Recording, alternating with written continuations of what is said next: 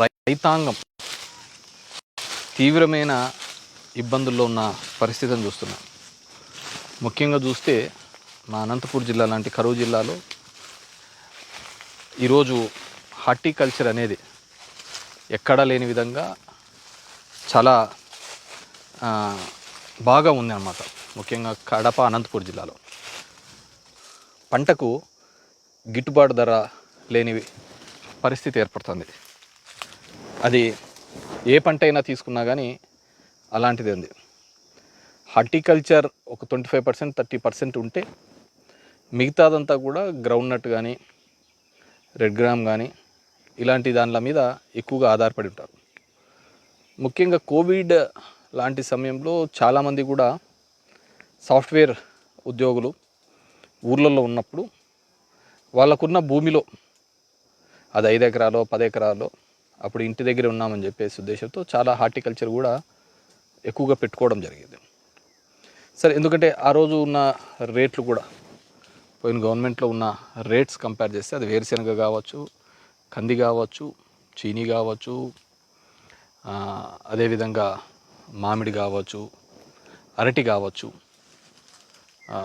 చాలా మంచి ప్రైజింగ్తో ఉండేది. కొద్దిగా రైతాంగం కూడా వీటి మీదకి ఇంట్రెస్ట్ చూపిస్తూ రావడం జరిగింది. కానీ ఈ మధ్య చూస్తే కనుక మనం ఒక 6 months నుంచి కూడా చూస్తే వ్యవసాయం మా జిల్లాలో పంట పండించినప్పటికీ కూడా గిట్టుబాటు ధరలు లేని పరిస్థితి. నాకు తెలిసి ఆంధ్రప్రదేశ్ అంతా కూడా ఇదే పరిస్థితి ఉందనుకుంటున్నాను. ఎందుకు అంటున్నానంటే మన మిర్చి రైతులను గుంటూరులో చూడడం జరిగింది. జగన్మోహన్ రెడ్డి గారు అక్కడ పోయి పరామర్శించడం జరిగింది. అదేవిధంగా కర్నూలులో చూడడం జరిగింది. ఆనియన్ రైతులు అక్కడ కూడా ఇబ్బంది పడుతున్న పరిస్థితి. టమోటా రైతులు నిరంతరము కూడా మా ప్రాంతం నుంచి మొదలు పెట్టుకుంటే మదనపల్లి వరకు కూడా గిట్టుబాటు ధర లేక రోడ్డు మీద పడవేయడము, ఢిల్లీ కటింగ్ దోసకాయలు కావచ్చు, ఇవి కూడా కావచ్చు, వీటన్నిటినీ కూడా గిట్టుబాటు ధర లేక అలాగే వదిలేసిన పరిస్థితిని చూస్తున్నాం. అదేవిధంగా ఈ మధ్యకాలంలో చూస్తే ఒక 1-2 నెలల కిందట కూడా విపరీతమైన ఈదురుగాలులు వచ్చి చాలా చోట్ల ఆ చెట్లు పడిపోయే పరిస్థితి. ముఖ్యంగా నా నియోజకవర్గంలో చూస్తే దాడితోట, దొరిగిల్లు, పినదరి ఇలాంటి ప్రాంతంలో కూడా బాగా పడిపోవడం జరిగింది. నాకు తెలిసి ఎక్కడ ఎల్నూరులోనో ఎక్కడ ఆత్మహత్యా ప్రయత్నం కూడా రైతులు చేసుకునే పరిస్థితి. అప్పుడు ఒకటి కొద్దిగా స్పందించడం జరిగింది తప్ప తర్వాత ఆ మూమెంట్కి ఏదో ఒక స్టేట్మెంట్ ఇచ్చి దాన్ని తప్పించుకోవడం ప్రయత్నం చేసినారు తప్ప నిజమైన సాయం రైతులకు అందలేదు. ఎందుకు చెప్తున్నానంటే మన చీనీ చూస్తే 30,000 40,000 ఆ రేట్లలో ఉండేది, మినిమం ఉండేది. ఈరోజు చూస్తే అది 20,000 వరకు పడిపోయింది. దాంట్లో దళారులు కావచ్చు, 20 రూపాయలకే తీసుకోవడం, డబుల్ సూట్ అంటాడు, కమిషన్ అంటాడు, ఈ విధంగా ఉండేది. అంటే ఆ ఆక్షన్ లేక కేవలం 5-6 మంది చేతుల్లోనే ఉంది. దీనికి జిల్లా యంత్రాంగం కూడా స్పందించాల్సిన అవసరం ఉంది. సో ఆ చర్యలు కూడా చేయటం లేదు. ఎందుకంటే కేవలం ఒకరిని కక్ష సాధింపు చర్యలో భాగంగా అవి చేస్తాము ఇవి చేస్తాము, పేపర్లకు హైలైట్ అయిదామనే పద్ధతినే చూస్తున్నారు తప్ప ఒక రైతాంగం, ఇంతమంది రైతాంగం ఇబ్బంది పడుతున్నారని ఎక్కడే కానీ లేదు. ఈరోజు చీనీ చూస్తుంటే అలాగే అయిపోయింది, కర్బూజా చూస్తుంటే అలాగే అయిపోయింది, అరటి 6,000 10,000కి పడిపోయిన పరిస్థితి. ఇంత దారుణంగా ఎప్పుడు లేదు. మన ఎప్పుడు చంద్రబాబు నాయుడు గారు అక్కడికి వచ్చినప్పుడు చెప్తున్నారు, అనంతపురం జిల్లాకు వచ్చినప్పుడు ఇక్కడిది విదేశాలకు కూడా పోతుందంట అరటి అని. విదేశాలకు పోతుంటే రేట్ ఎక్కడ? కేవలం 4-5 మంది బ్రోకర్ల చేతిలో పడి ఈరోజు రైతాంగం అంతా ఇబ్బంది పడే పరిస్థితి ఉంది. ఆ ఎంఎస్పి కూడా లేని పరిస్థితి, గ్రౌండ్ నట్ కూడా అదే పద్ధతిలో ఉంది. నేను మొన్న ఎప్పుడో అగ్రికల్చర్ ఆఫీసర్తో మాట్లాడి ఏమిందంటే అదేదో పచ్చ పురుగు వచ్చింది సార్, బయటికి బాగా ఏపుగా కనపడుతుంది కానీ కింద కాయలు కూడా లేవు వేరుశెనగకు అని చెప్పే పరిస్థితి. దోసకాయ చూసినామంటే 60 రూపాయలతో మొదలైనది ఇప్పుడు 4 రూపాయలు 5 రూపాయలకి రావడం జరిగింది. అంటే ఇవన్నీ రింగ్ చేస్తున్న ఇది. చంద్రబాబు నాయుడు ఈ మధ్యన అక్కడ ఇక్కడ ఆపి వాళ్ళను వీళ్ళను అందరినీ నిలబెట్టి మన ఒక బార్బర్ షాప్ లేకపోవడం చూసినాము, మళ్ళీ ఒక మెకానిక్ షాప్ లేదో ఏమైనా కావచ్చు. నేను చంద్రబాబు నాయుడు గారిని కోరుకునేది ఒకటే, మీరు ఖచ్చితంగా అది నిజంగంటే ఒక మేలు చేయాలి అనుకున్నప్పుడు ఈ ఈ ఈ రాష్ట్రంలో ఇంతమంది రైతాంగం ఉంది, ఈ విధంగా ధరలు పడిపోతూ బ్రోకర్ల చేతులలో రైతులు ఇబ్బంది పడుతున్నప్పుడు ఏం చేస్తున్నారు? జిల్లా యంత్రాంగం ఎక్కడైనా కానీ స్పందిస్తుంది. మంత్రి అచ్చెన్నాయుడు గారు ఏమైనా మీటింగ్స్ పెట్టుకున్నాడా? ఎక్కడైనా మీటింగ్లు పెట్టుకున్నట్టు కనపడలేదే.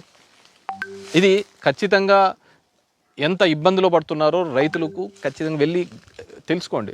మీరు ఎక్కడైనా మీటింగ్ వెళ్ళినప్పుడు మీరు వెళ్తున్న ఆ బార్బర్ షాపు, మెకానిక్ షాప్తో పాటు ఆ రైతుల తోటలోకి వెళ్ళండి, ఆకస్మికంగా వెళ్ళండి, లేదంటే ఒక మార్కెట్ యార్డ్కి వెళ్ళండి. అక్కడ మార్కెట్ యార్డ్లో ఏ విధంగా గిట్టుబాటు ధరలు వస్తున్నాయో చూడండి. మన మేనిఫెస్టోలో చాలా చెప్పినాం రండి, గిట్టుబాటు ధరలని అవి అని ఇవన్నీ ఎన్నో చెప్పినాం. కానీ దయచేసి ఒకసారి మార్కెట్ యార్డ్లోకి వెళ్ళండి, తెలుస్తుంది కదా ఎంఎస్పి ప్రైస్ ఏ విధంగా ఉంటుందో అని చెప్పేసి. కేవలం ఒక కక్ష సాధింపు చర్యల భాగంగానే ఇవి చేస్తున్నారు. కానీ జిల్లా యంత్రాంగం అంతకంతకు విఫలమైపోయింది. జిల్లా యంత్రాంగం అంతకంతకు విఫలమైపోయింది. ఎందుకంటే మీ ప్రియారిటీస్లలో అగ్రికల్చర్ లేదు.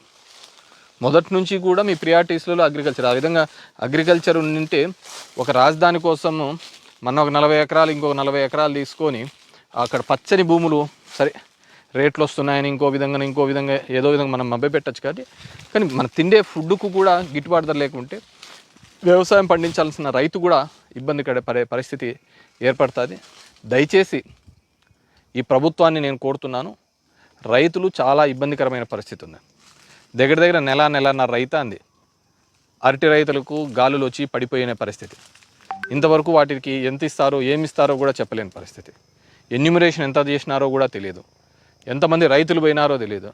మేము ఎవరైనా వైఎస్ఆర్సీపీ వాళ్ళని అడిగి పోయినారు అంటే నువ్వు రైతును కూడా పార్టీల పేరుతో చెప్పే పద్ధతికి ఇతను వైసీపీ, ఇతను మన పార్టీ అని. నాకున్న ఇన్ఫర్మేషన్ అయితే ఒక 30-40 మంది అసలు పంటే పెట్టుకోకుండా కూడా రాసేసినారు. అదేవిధంగా 40-50 మందిని అసలు ఆ రైతులను కూడా గుర్తించలేని పరిస్థితిలో ఉన్నారు. సో ఇది నిజంగా అంటే దౌర్భాగ్యమైన పరిస్థితి. రైతు అనే వ్యక్తి చాలా ఇబ్బందుల్లో ఉన్నాడు. వాటర్ టేబుల్ కూడా, బోర్లు కూడా చాలా వరకు తగ్గిపోతున్న పరిస్థితి. అంటే బేసిక్గా సమ్మర్ వస్తుంది కాబట్టి ఖచ్చితంగా అవి బోర్లలో కూడా నీళ్లు తగ్గుతాయి. వీటిని ఇమ్మీడియట్గా రెస్పాండ్ అయ్యి మీ అగ్రికల్చర్ మినిస్ట్రీ కానీ సీఎంఓ కానీ ప్రత్యేక చొరవ చూపుకొని దీని మీద రెస్పాండ్ కాకపోతే ఈ దళారుల చేతిలో ఖచ్చితంగా రైతు నాశనం అవుతున్నాడు. మనం బయట చూస్తుంటే నేను ఎవరో చెప్పినాను, మునగకు కూడా రేటు పడిపోయింది నిన్న అని. ఎట్లా అంటే ఎవడు ఇంటర్ఫీర్ కావటంలే. గతంలో ఒక భయం అనేది ఉండేది. ఈ విధంగా ఎవడైనా ఏంటంటే గవర్నమెంట్ నేను కొంటానని ప్రొక్యూర్ చేయడానికి వచ్చింది. నాకు ఐ డూ రిమెంబర్ పోయిన గవర్నమెంట్లో చీనీ 1,00,000 వరకు కూడా పోయింది టన్ను.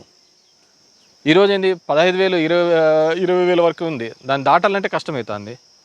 మళ్ళీ డబుల్ సూట్ అంటాడు, పర్సెంటేజ్ అంటాడు. నాట్ ఓన్లీ ఇదే కాదు, వేరుశెనగలోనూ అలాగే వచ్చింది. అసలు దీని గురించి రివ్యూ మీటింగ్లు పెట్టుకుంటేనట్లు కనపడటం లేదు. అగ్రికల్చర్ గురించి ఎంతసేపు నేను కూడా రోజు బ్యానర్ ఐటమ్ చూస్తున్నాను. ఎంతసేపు ఆ పెద్ద పెద్ద బిల్డింగ్లు ఫోటోలు చూపించడము, వాళ్ళని కేసులో ఇరికిచ్చినా వీళ్ళని కేసులో ఇరికిచ్చినా ఇవి కనపడతానే తప్ప అగ్రికల్చర్ గురించి మీరు వచ్చిన ఈ సంవత్సరంలో ఎన్ని రివ్యూ మీటింగ్స్ పెట్టుకుని మీరు తీసుకునే యాక్షన్స్ ఏంటి? మీరు పెట్టుకునే యాక్షన్స్ వల్ల ఎంతమందికి ఆ రిజల్ట్ ఆ గ్రౌండ్ లెవెల్లో కనపడుతుంది.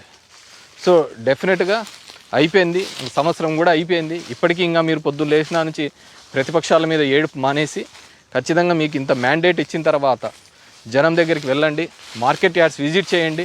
జిల్లా యంత్రాంగం అంతా కూడా మార్కెట్ యార్డ్ విజిట్ చేయండి. ఎందుకు ఫ్లక్చువేట్ అవుతుంది, ఇంతగా దళార్లు తింటున్నారనేది కూడా చేయాల్సిన బాధ్యత మీ మీద ఉంది. ఎందుకంటే మిర్చి రైతులు ఆ విధంగా ఆ రోజు కొట్లన్నారు, ఆనియన్ రైతులు, టమోటా రైతులు, చీనీ రైతులు, దోసకాయ, వేరుశెనగ రైతులు, ప్రతి ఒక్క రైతు ఇబ్బంది పడే పరిస్థితి ఉంది. డెఫినెట్గా వాటి మీద చర్యలు తీసుకోవాలని చెప్పేసి కోరుతున్నాము.